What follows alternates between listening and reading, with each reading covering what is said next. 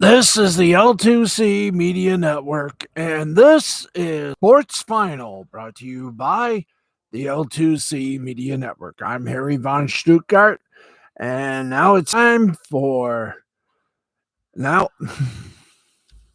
Get me to the right page. Okay, now from the Fred McLeod Sports Desk inside the Tom O'Neill Studios in Jackson, this is Sports Final with Steve the Baxman Baxley, brought to you by the L2C Media Network. I'll get it right. Now, with the details that make the headlines shake and shimmy like, well, somebody listening to Little Snoop Dogg. Here's our host, Steve the Baxman Baxley. All right, thanks, Harry. How you doing, everybody? Good evening. And welcome and gesundheit. So, how are you? How's everything? Welcome, friends. Welcome. And before I do anything here, I gotta do a little dooda. And by dooda, let me go and see if I can find what we are looking for. Blessing. Okay, that's 116. Okay, thank you very much. Now, we go over here, we go over and doot, doot, doot, doot, doot, doot, doot, doot, boom, boom, boom. I'm busily.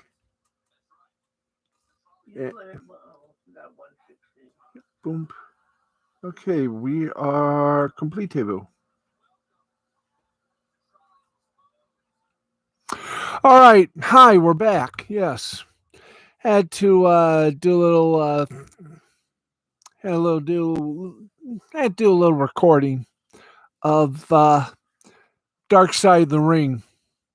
Anyway, let's get on with the show. We got a lot for you, including, of course, why not? Little football, little NBA, little baseball, the NLCS, and that is going to come down to the wire, plus everything else.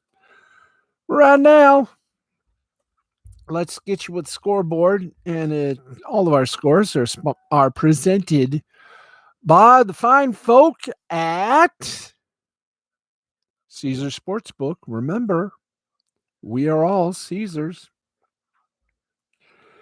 And if we're all Caesars, why are we got to? There we go. Thank you very, very much. And here we go. Let's start off with the NBA, as we normally do. We got a game still in progress. Not even left to play in the third period. Los Angeles Clippers 73-72. Final scores: Atlanta Hawks over the Dallas Mavericks 113-87.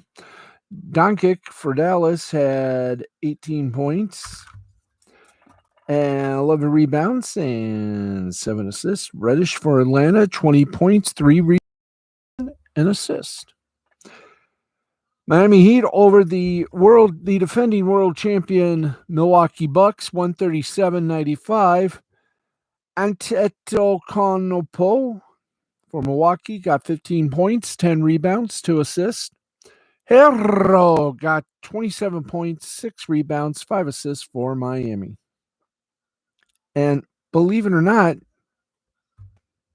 that was it for the games over there. We may be ending early. Wow. Okay. That ended those games. Let's now go to our hockey. And here we got you some good old hockey town. Here we go. And at the second intermission right now, the Edmonton Oilers are leading the Arizona Coyotes 3-0. Final scores: Carolina Hurricanes over the Montreal Canadiens 4-1. Florida Panthers over the Colorado Avalanche 4-1. Final in overtime: Columbus Blue Jackets over the New York Islanders 3-2. San Jose Sharks over the Ottawa Senators 2-1. Washington Capitals beat the New Jersey Devils 4-1. Calgary Flames bounced the Red Wings 3-0. Winnipeg Jets over the Anaheim Not So Mighty Ducks 5-1. New York Rangers over the Nashville Predators 3-1. And the Vancouver Canucks defeated the Linda Steele Chicago Blackhawks 4-1.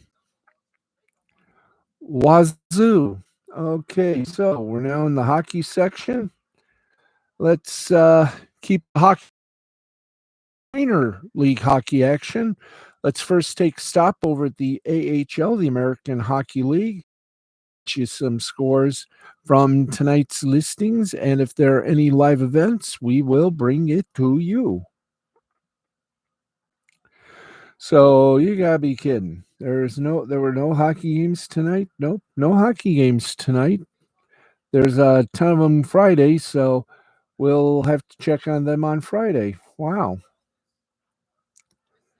All right, let's visit the Ontario Hockey League and see if they got some games that we can talk about. And huzzah, we have 4 games. Let's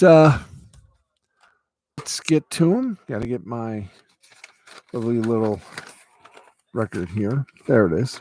Thank you. Okay. Well, there we are.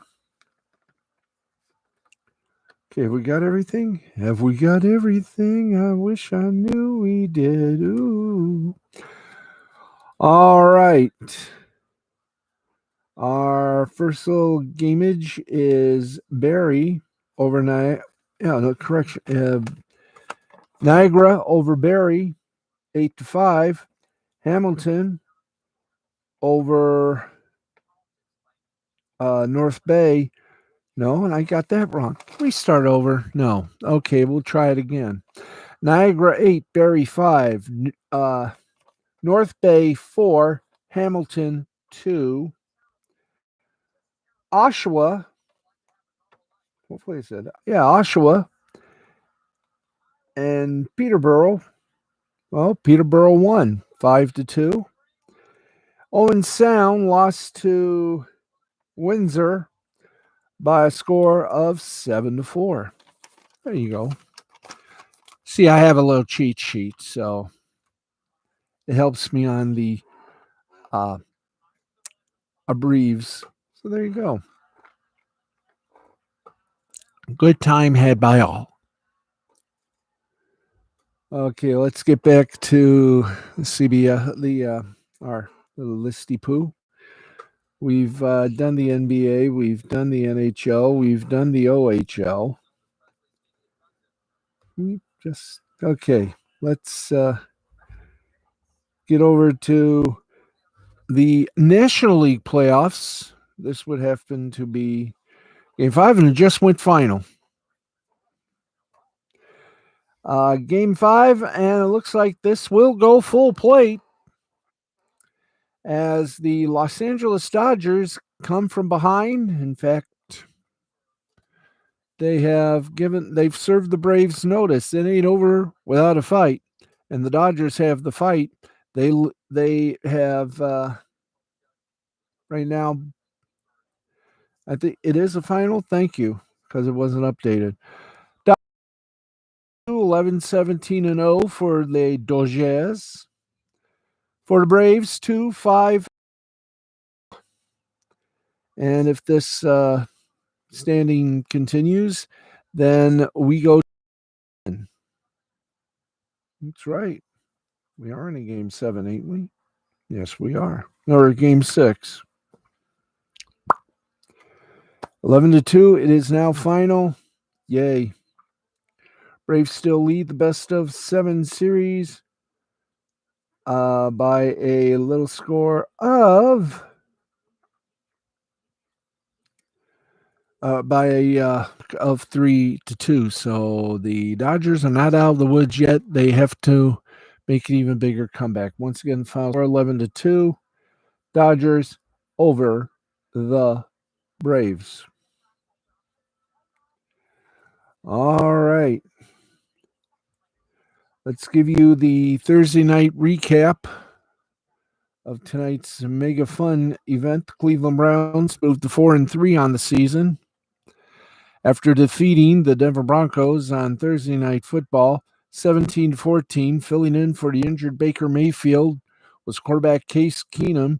He was able to rise to the occasion and got the Browns offense going early. He helped lead a 5-play, 75-yard opening drive that resulted in a touchdown, and Cleveland would hold that lead throughout the game en route to a victory. The Broncos struggled mightily in the first half, mustering just 76 yards on any of their third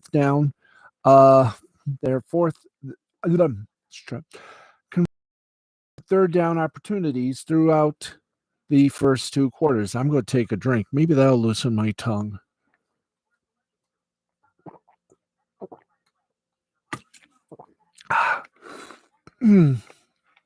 Yep, that's going to work. While that was going on with Denver's offense, Cleveland jumped out to a 10-0 lead that proved to be too big of a hole to overcome even in the second half when the Broncos offense would come alive to score 14 points. The Browns answered with a touchdown after the Broncos came out of the halftime locker room with their first scoring drive of the evening and were carried by running back Ernest Johnson, who was filling in for the injured Nick Chubb and Kareem Hunt. Johnson finished his day with 146 yards on the ground and a touchdown while catching both his targets for 22 yards. Now, as for Keenum, he completed 21 of 33 for 199 yards and a touchdown. Now, on the other side, Teddy Bridgewater was 23 of 33 passing for 187 yards, 2 touchdowns, and an interception. Now, from here, the Broncos will head back to Denver and await a Washington football team who will be taking on the Green Bay Packers Sunday. Meanwhile, the Browns will stick in Cleveland. We'll see second natural rivals, the Pittsburgh Steelers, coming to town after a Week 7 bye. Do we have any further statement? I love it when they post up the Twitter stuff, but they don't finish up. I think they did. So there you go. There was the Browns and Broncos. Wazoo. Excusez-moi. A big reminder, Nick Mercado tonight on Lost Blaming the Interwebs, our friend and humble Minnesota lawyer, has with him the one, the only, the Drex. That's right, Drexel returns to class up the show, as he always does. So enjoy Nick and Drex, midnight at the Oasis Eastern, 11 p.m. Central, right here on YouTube on the Mercado Law channel. And with that, get you some big old scorage, shall we? Otherwise known as the headlines. And we got a lot of them, so let's kick it off.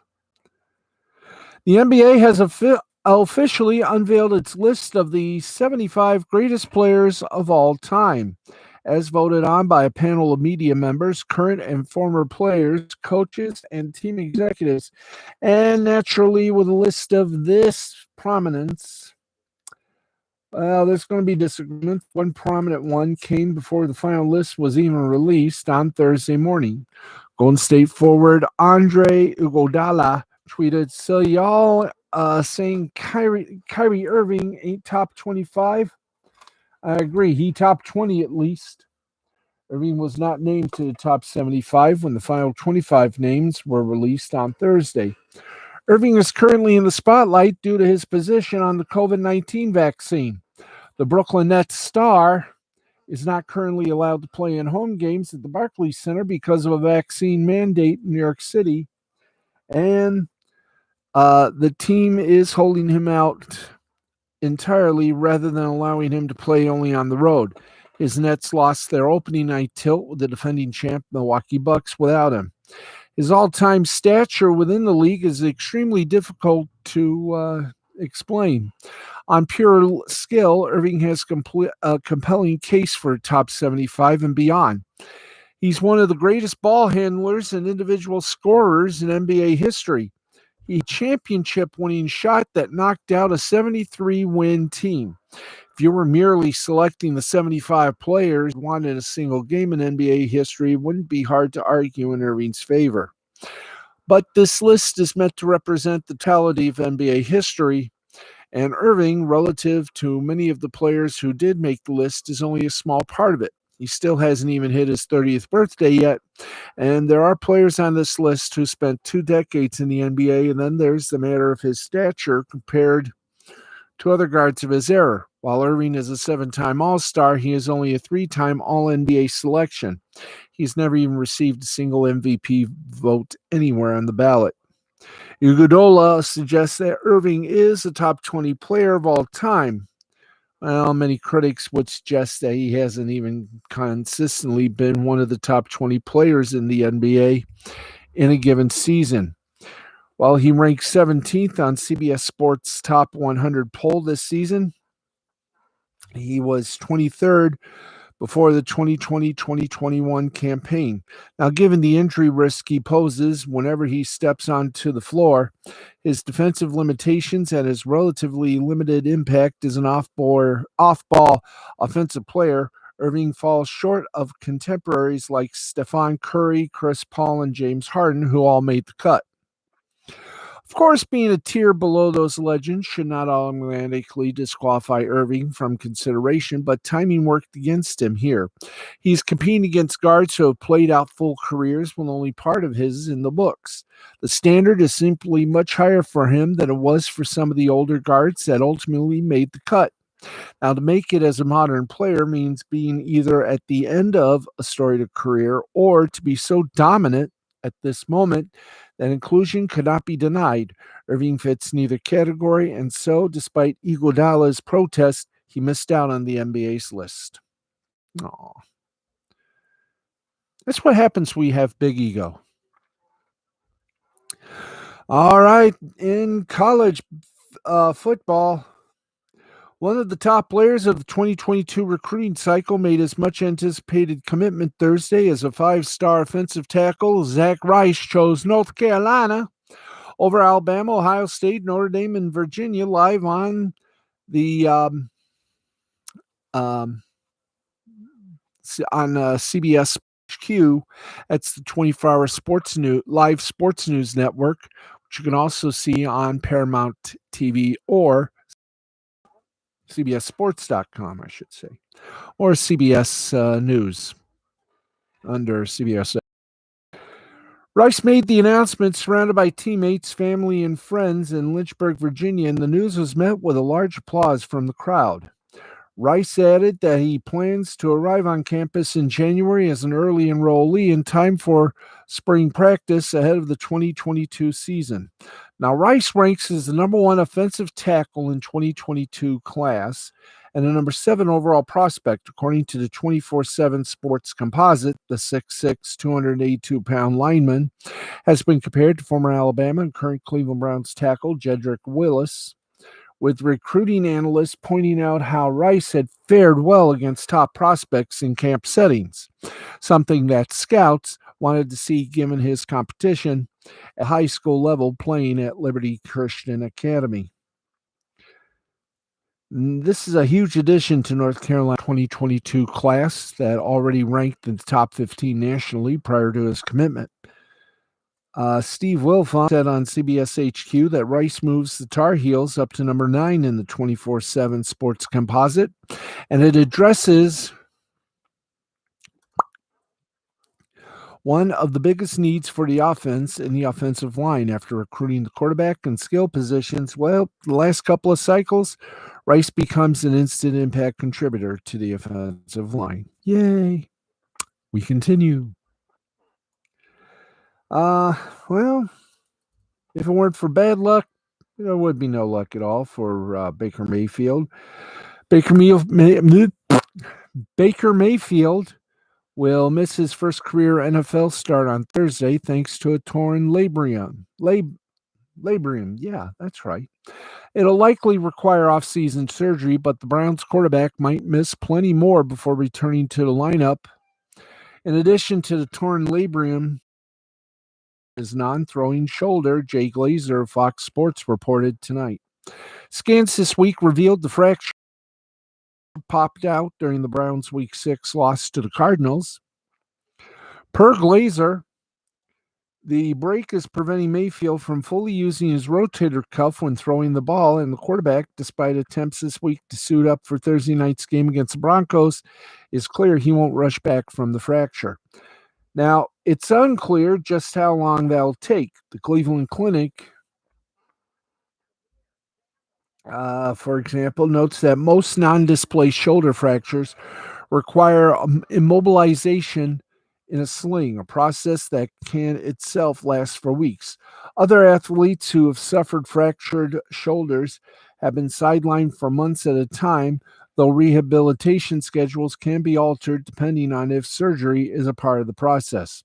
Now, trip to injured reserve could be possible, which would guarantee Mayfield is sidelined for at least 3 games. Now, in his absence, the Browns are turning to veteran journeyman Case Keenum, who's logged starting experience with the Broncos, Vikings, and Washington, among others.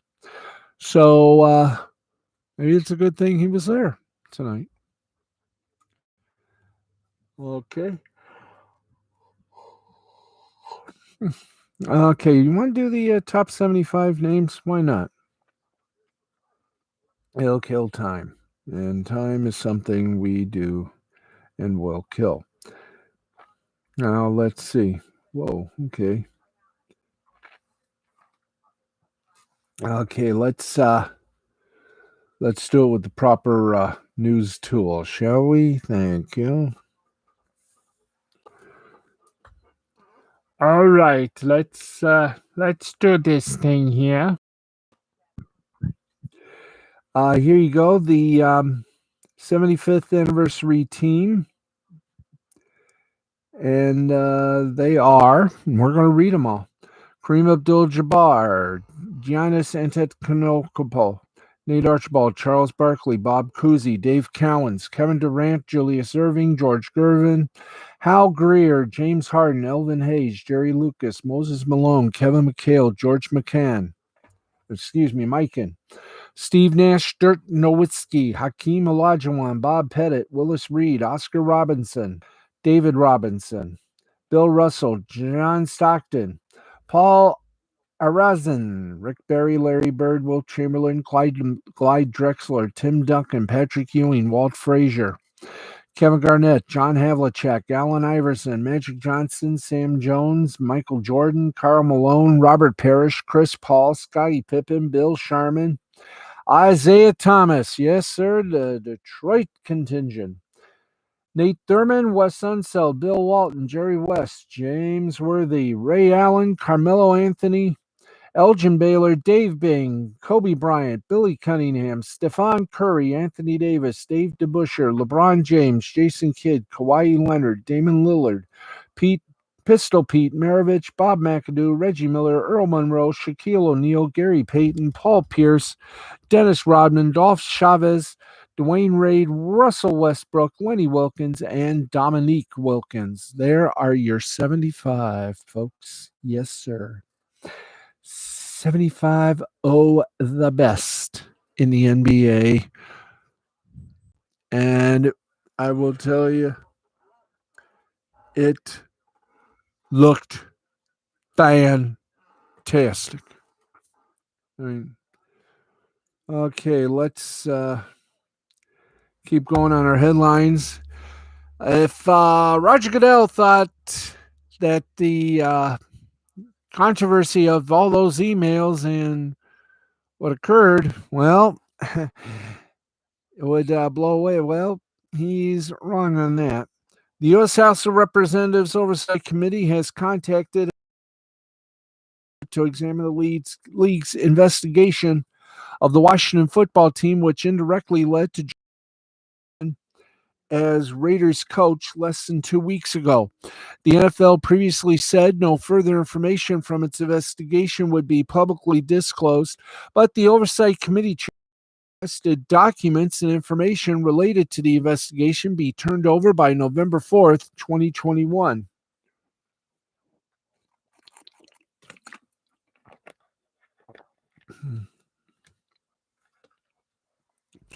The Committee on Oversight and Reform is the main investigative committee of the House of Representatives. Chairwoman, the Democrat from New York, Representative Carolyn Maloney, and Democrat from Illinois, Representative Raja Krishnamurti, contacted Goodell on Thursday to request all documents, communication, reports, and findings related to the Washington investigation be produced. Quote, the NFL has one of the most prominent platforms in America, and its decisions can have national implications. The chairs wrote, the NFL's lack of transparency about the problem it recently uncovered raised questions about the seriousness with which it had addressed bigotry, racism, sexism, and homophobia, setting troubling precedents for other workplaces. The committee is seeking to fully understand this workplace conduct and the league's response, which will help inform legislative efforts to address toxic work environments and workplace investigation processes, strengthen protection for women in the workplace, and address the use of non-disclosure agreements to prevent the disclosure of unlawful employment practices, including sexual harassment. We hope and trust the NFL shares the committee's goal of protecting American workers from harassment and discrimination, end quote. NFL spokesman Brian McCarthy confirmed Thursday the NFL is aware of the Oversight Committee's request. Quote, we have received the chairwoman's letter and share her concern that all workplaces should be free from any form of harassment and discrimination. We look forward to speaking to her office soon, McCarthy said, end quote. When asked by our friends at CBS Sports via email whether the NFL has responded, a committee spokesperson declined to comment but reiterated the November 4th deadline. The NFL's investigation to the Washington football team originated after a July 2020 report from the Washington Post in which 15 former female employees alleged sexual harassment by team staff over the course of 18 years. Team owner Daniel Snyder subsequently launched an investigation into his franchise workplace culture before the NFL took over in August. That same month, the Post published a follow-up report with former employees alleging Snyder, quote, has presided over an organization which women say they've been marginalized, discriminated against, and exploited, end quote. This July, almost a year after beginning its investigation with the help of independent lawyer Beth Wilkinson, the NFL levied a $10 million fine against Washington after finding a highly unprofessional work environment, particularly for women. Snyder, meanwhile, formally stepped back from day-to-day duties as team owner, with his wife Tanya taking over as chief executive officer. As part of the investigation, more than 650,000 emails were examined by the league. Gruden was found to have engaged in a pattern of insensitive, sometimes homophobic and misogynistic language in some of those messages, specifically with Washington executive Bruce Allen, as the Wall Street Journal and New York Times reported. He quickly resigned as those reports surfaced. Attorneys for 40 former Washington team employees recently called for the NFL to fully disclose the 650,000 plus emails that were examined as part of the investigation, as CNN reported. McCarthy, however, said no further investigation details will be released for confidentiality reasons. In other words, they don't want you to know anything. All right, let's keep going on the headlines. The Big 12 commissioner, Bob Bowlesby,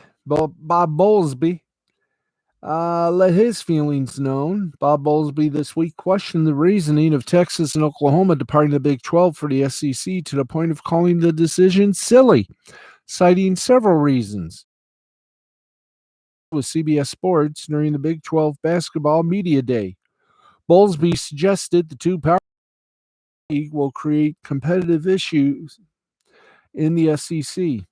Now, it does make sense to project Oklahoma will have a difficult time winning 6 consecutive league titles in the SEC like it has done in the Big 12. It'll be equally difficult for Texas to rekindle past glory as the Longhorns have not won a conference title since 2009.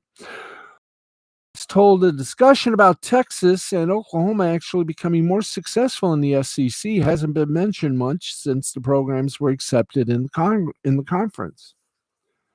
The Big 12 certainly doesn't have the same lineup of football powers as the SEC.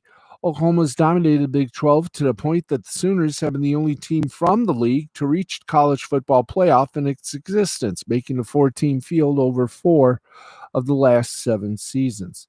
Now, the Big 12 prides itself on its true round-robin schedule. Meanwhile, in the SEC, it could take more than a decade for all the members to play one another. The SEC has sent a member in the CFP each season, reigning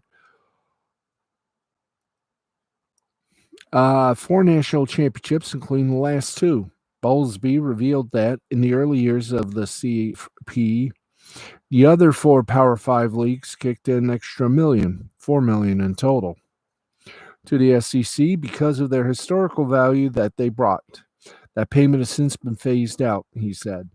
Texas earns north of $50 million in its current Big 12 media revenue deal when adding its annual $15 million income from the Longhorn Network.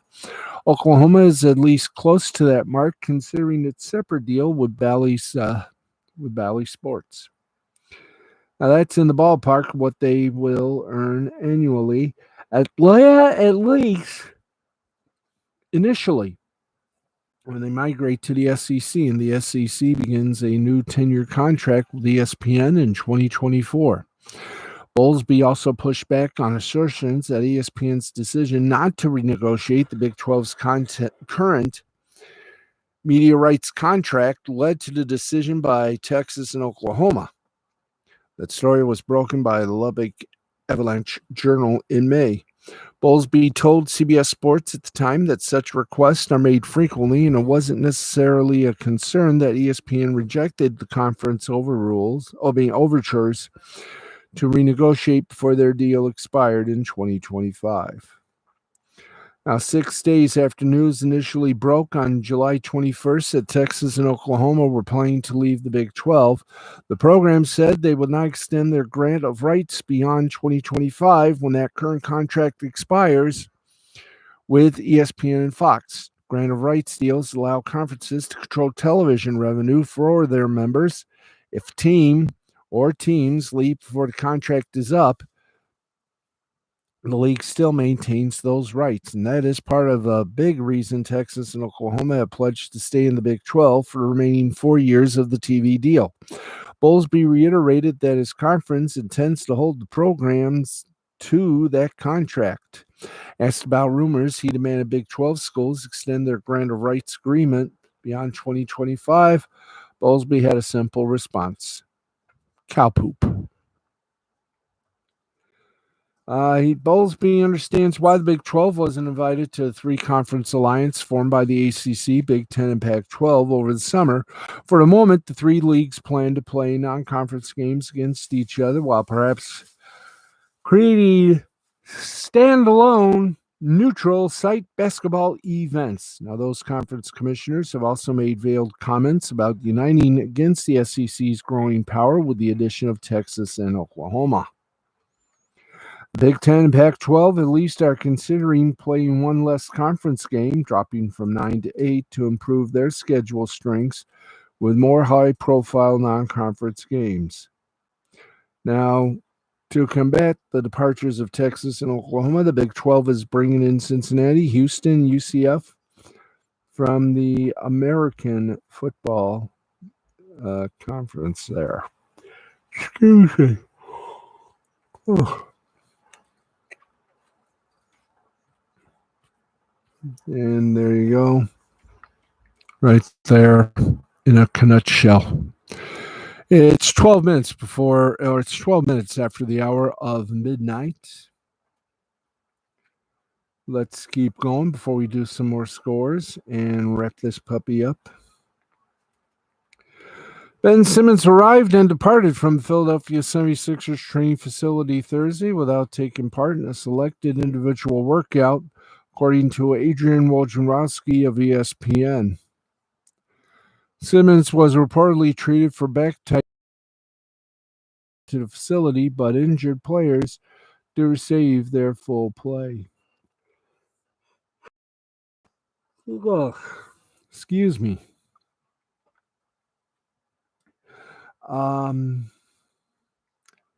He's expected to speak with the organization tomorrow or later today before a shoot-around about his playing status moving forward, and the team is still hopeful that Simmons will participate in that shoot-around.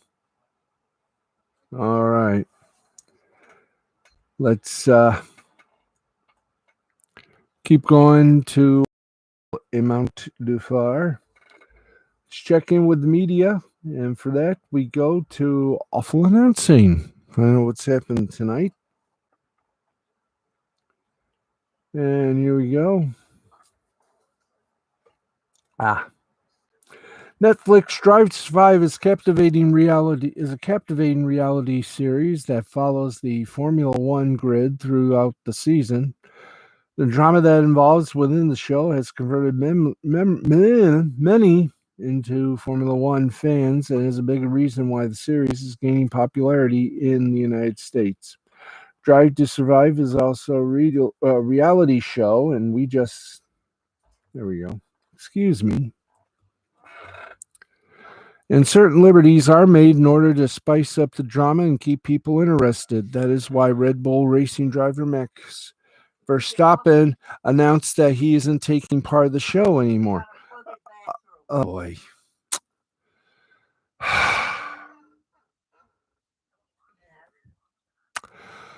Okay, I'm gonna have to stop here. We'll reconvene tomorrow at the same time. Our place here is being flooded, so thank you everybody for watching, and good night for now. We will return tomorrow with a special afternoon edition. Good night, everybody.